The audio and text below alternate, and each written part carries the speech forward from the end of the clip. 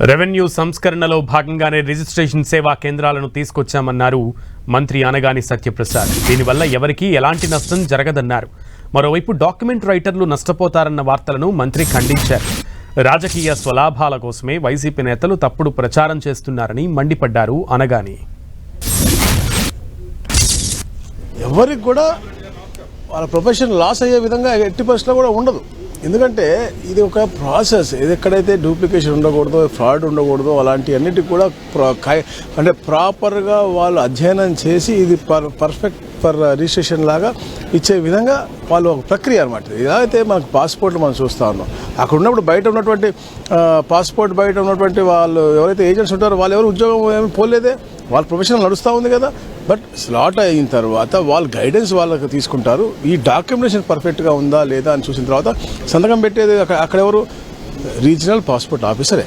ఇక్కడ కూడా రిజిస్టారే పెడతాడు. ఎక్కడ ప్రైవేటీకరణ కాదు, కేవలం ప్రాసెస్ని అథెంటికేషన్ చేసుకుంటూ ఇవన్నీ కూడా లింక్ చేస్తాం. ఎందుకంటే మనం టెక్నాలజీ వాడుతూ ఉన్నాం, బ్లాక్ చైన్ సిస్టమ్ వాడుతూ ఉన్నాం, డిజిటల్ లాకింగ్ వాడుతూ ఉన్నాం. ఏదైతే ఎవరైతే అమ్మకందారులు ఉన్నారో వాళ్ళకి తెలియకుండా ఒక్క సెంట్ కాదు, ఒక్క ముక్క కూడా పోయే విధంగా ఉండకుండా డిజిటల్ లాకింగ్ పెడతాం. అతనే ఓపెన్ చేసుకోవచ్చు, అతనే క్లోజ్ చేసుకోవచ్చు. అట్లాంటి వివిధ సంస్కరణ తీసుకొస్తున్న భాగంలో ఇదొక భాగం. ఎవరికి అన్యాయం చేసే మా ప్రభుత్వంలో ఎప్పుడూ లేదు.